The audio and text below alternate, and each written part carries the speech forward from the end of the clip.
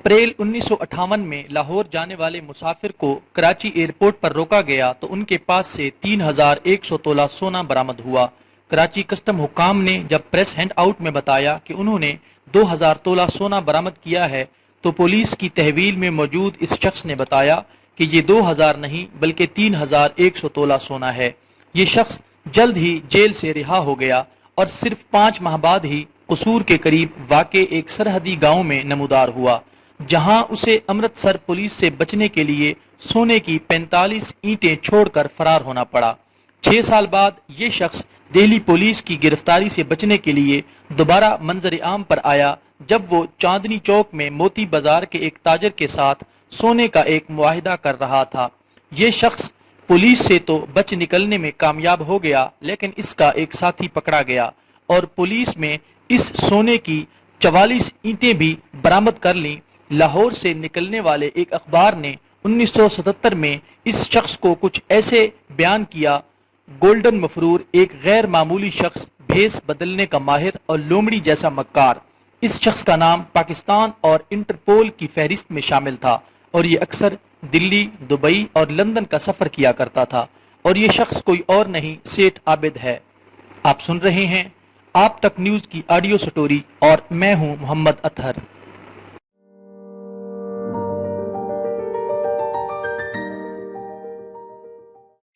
سیٹھ عابد جو کہ 85 برس کی عمر میں وفات پا چکے ہیں، انہیں پاکستان میں گولڈ کنگ کی حیثیت سے بھی جانا جاتا تھا اور ان کا شمار ان امیر ترین افراد میں بھی کیا جاتا ہے جن کی دولت کا انحصار سونے کی سمگلنگ پر تھا۔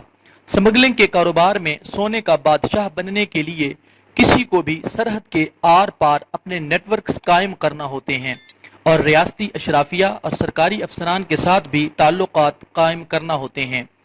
اس کے علاوہ معاشرے میں اپنا مقام قائم کرنے کے لیے اخلاقی بنیادوں پر خیر سگالی کا ایک وسیع نظام بھی قائم کرنا پڑتا ہے۔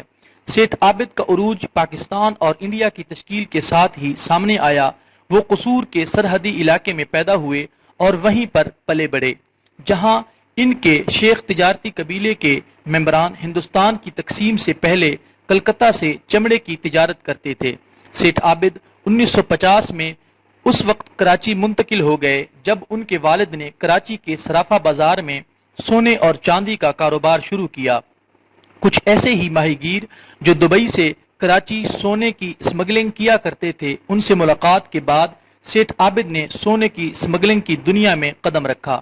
50 کی دہائی کے اختتام تک انہوں نے ایک ماہی گیر قاسم بھٹی کے ساتھ مل کر پاکستان میں سونے کی سمگلنگ میں اپنی اجارہ داری قائم کی۔ سیٹھ عابد کا شمار ان سمگلروں میں ہوتا ہے جو پاکستانی تناظر میں سونے کی سمگلنگ اور سمگلنگ کی معیشت میں انتہائی اہم تھے۔ ان کی طاقت کراچی کی بندرگاہ، پنجاب کی سرحد، حکومتی انتظامیہ و سیاسی جلسوں میں تو موجود تھی ہی، لیکن وہ سرحد کی دوسری جانب اور اس سے بھی آگے بہت سے کام سر انجام دے سکتے تھے۔ لندن، دلی اور دبئی میں عبوری حکومتوں کے ساتھ سیٹھ عابد نے 1950 سے 1980 کے دوران انڈیا کی سونے کی سمگلنگ پر قائم اجارہ داری کو ختم کر دیا۔ سیٹھ عابد یہ تمام تر صلاحیتیں 1950 کے دہائی کے اواخر تک حاصل کر چکے تھے، جب ان کی سمگلنگ کا نظام لندن، دلی اور کراچی میں ایجنٹس کی توجہ اپنی جانب مبذول کروانے اور پاکستان اور انڈیا کے مابین پنجاب کے سرحدی علاقوں تک پھیل چکا تھا۔ ابتدائی طور پر یہ نظام قریبی رشتہ داروں کے نیٹ ورک پر مشتمل تھا۔ ان کے بھائی حاجی اشرف جو بہت فراوانی کے ساتھ عربی بول سکتے تھے، دبئی میں مقیم تھے، جبکہ ان کے داماد غلام سرور اکثر و بیشتر دلی جاتے تھے اور سونے کے سمگلر ہربنس لال سے ملاقات کرتے تھے۔ سیٹھ عابد کا نام پہلی بار انڈین پریس میں اس وقت سامنے آیا جب 1963 میں ٹائمز آف انڈیا نے خبر دی کہ پاکستان کے گولڈ کنگ کے انڈیا میں روابط ہیں، جبکہ ان کے بہنوئی کو دلی میں سونے کی 44 اینٹوں کے ساتھ گرفتار کیا گیا۔ برٹش ایئر ویز میں کام کرنے والے جارج میلونی کو سیٹھ عابد کا برطانیہ میں سہولت کار فرض کیا گیا۔ سیٹھ عابد ہر برس حج پر بھی جاتے اور اس کے ساتھ ہی عرب شیخ آپریٹر کے ساتھ اپنے تعلقات کو بہتر بناتے۔ جب ان کے کاروبار مزید وسیع ہوا تو انہوں نے پنجاب کے سرحدی علاقے کے دیہاتوں میں رہنے والے کچھ ایجنٹس کو سونے کی سمگلنگ کی فرنچائز دی، جن میں نمایاں طور پر دیال اور ایوان کمیونٹی کے لوگ شامل تھے۔ سیٹھ عابد کے درجنوں حریف تھے، لیکن کسی کے پاس بھی ان جیسی صلاحیتیں، روابط اور سرمایہ نہیں تھا۔ ان کے بہت سے حریفوں کے برعکس سیٹھ پر ان کے طویل کیریئر کے دوران کبھی بھی فرد جرم عائد نہیں کی گئی، حتیٰ کہ ان کے خلاف متعدد FIR درج کی گئیں۔ 1950 اور 1960 کی دہائیوں میں دنیا بھر میں سیٹھ عابد کی سمگلنگ کی تجارت نے فروغ پایا، جس میں کبھی کبھی انہیں ریاست کی سرپرستی بھی حاصل ہوتی تھی، اور لاہور، کراچی، دبئی اور لندن میں سرمایہ کاری اور اثاثوں کی بدولت انہیں پاکستان کے سب سے زیادہ دولت مند لوگوں میں شامل کیا گیا۔ 1970 کی دہائی میں سیٹھ عابد کی سمگلنگ کی وسیع کارروائیوں کو ذوالفقار علی بھٹو کی حکومت کے دوران کچھ رکاوٹوں کا سامنا بھی رہا اور ان کے کچھ اثاثوں پر قبضہ کر لیا گیا۔ 1974 میں کچھ ایسا ہوا جو کسی نے سوچا بھی نہ تھا۔ لاہور شہر میں سیٹھ عابد کی رہائش گاہ پر پولیس کے ایک بڑے چھاپے میں پاکستانی کرنسی جس کی مالیت تقریباً 12.5 ملین تھی برآمد ہوئی۔ اس کے ساتھ ساتھ 40 لاکھ مالیت کا سونا، 20 لاکھ مالیت کی سوئس گھڑیاں بھی قبضے میں لے لی گئیں۔ اس چھاپے میں لاہور پولیس نے 3 گاڑیاں اور درجن بھر گھوڑوں کو بھی اپنی تحویل میں لیا، جنہیں غیر قانونی سامان کی نقل و حمل کے لیے استعمال کیا جاتا تھا۔ اخبارات نے اس خبر کی سرخی کچھ ایسے لگائی: پاکستان کی تاریخ کا سمگلنگ کا سب سے بڑا کیس اور پاکستان کے گولڈ کنگ سیٹھ عابد پر عالمی سطح پر سمگلنگ کارروائیوں میں ملوث ہونے کا الزام لگایا گیا۔ وزیر اعظم بھٹو نے سیٹھ عابد انٹرنیشنل سمگلنگ کیس کے حوالے سے خصوصی ٹریبیونل قائم کیا۔ اس ٹریبیونل نے درجنوں گواہان کے بیان ریکارڈ کیے، جبکہ متعدد وارننگز کے باوجود سیٹھ عابد ٹریبیونل کے سامنے پیش نہ ہوئے۔ سیٹھ کی گرفتاری کا معاملہ نہ صرف پاکستانیوں کی روزمرہ کی گفتگو کا حصہ بن گیا، بلکہ بھٹو حکومت کے لیے ریاستی رٹ کا بھی ایک ٹیسٹ کیس بن گیا۔ پاکستان میں دہائی مطلوب شخص کی تلاش کے لیے ملکی تاریخ کا سب سے بڑا آپریشن کیا گیا، جن میں پولیس، رینجرز اور نیول گارڈز کی چھاپہ مار ٹیموں کو تشکیل دیا گیا۔ کراچی میں سیٹھ عابد کی رہائش گاہ پر بھی چھاپہ مارا گیا، جہاں سے بڑی تعداد میں غیر ملکی کرنسی اور سونے کی اینٹیں برآمد کی گئیں۔ 1977 میں جب کراچی کوسٹل گارڈ کو یہ اطلاع ملی کہ سیٹھ عابد نارتھ ناظم آباد میں اپنی گرل فرینڈ کو ملنے آ رہے ہیں تو وہاں بھی چھاپہ مارا گیا، لیکن اس سے پہلے ہی سیٹھ عابد وہاں سے فرار ہو چکے تھے۔ ستمبر 1977 میں سیٹھ عابد نے اپنی مرضی سے ضیاء کی فوجی حکومت کے سامنے رضاکارانہ طور پر ہتھیار ڈال دیے اور اپنے ضبط اثاثہ جات کی واپسی کے لیے بات چیت کی۔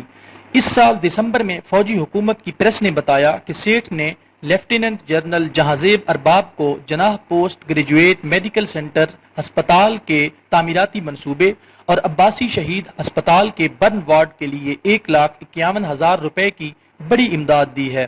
سیٹھ اب کوئی کاروباری مجرم نہیں، بلکہ ایک پرعزم محب وطن بن چکے تھے جو ریاست اور معاشرے کی بھلائی کے لیے فراخ دلی سے عطیات دے رہے تھے۔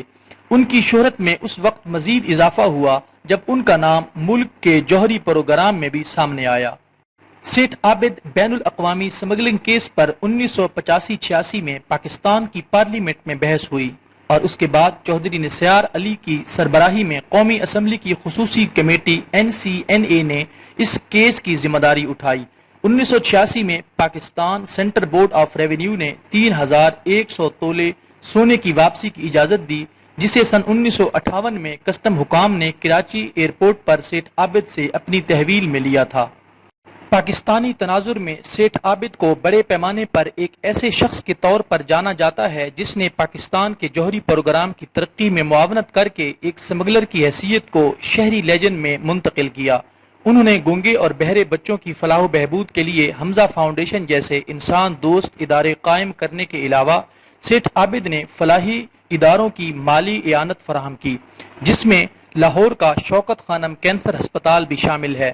اگرچہ سیٹھ نے ساری زندگی تشہیر سے گریز کیا، لیکن پھر بھی انہیں شہرت ملی۔ ان کا نام قومی سطح پر اس وقت مشہور ہوا جب انہوں نے ایک ٹی وی شو میں نیلامی کے دوران کرکٹر جاوید میاں کا شارجہ اننگز میں استعمال ہونے والا بلہ اپنے بیٹے کے لیے 5 لاکھ میں خریدا۔ بعد کی زندگی میں اخباروں کی سرخیاں ان کی مجرمانہ کارروائیوں پر نہیں بنی، بلکہ لاہور میں ان کی زیر ملکیت ایئر لائن ہاؤسنگ سوسائٹی میں ان کے بیٹے سیٹھ حافظ ایاز احمد کے قتل کے باعث وہ پھر سے اخبارات کی زینت بنے۔ پاکستان میں کسی نے بھی ملکی تاریخ کے ابتدائی حصے میں سیٹھ کی طرح غیر قانونی طریقے سے سرمایہ جمع نہیں کیا تھا۔ اپنی غیر قانونی تجارت کے کیریئر کے دوران ان کے بہت سے کردار تھے: سمگلر، سونے کا تاجر، سٹاک مارکیٹ ایکسچینجر، انسان دوست اور سب سے بڑھ کر ریئل اسٹیٹ کا ایک بہت بڑا نام۔ 1990 کی دہائی تک وہ لاہور کے مختلف مقامات پر وسیع پراپرٹی رکھنے کی وجہ سے شہر کے سب سے زیادہ وسائل رکھنے والے پراپرٹی ڈیولپر بن کر ابھرے۔ وہ کراچی میں کئی جائیدادوں کے مالک تھے اور پاناما لیکس میں نام آنے کے بعد انہوں نے اپنے اثاثے برٹش ورجن آئی لینڈ میں منتقل کر دیے تھے۔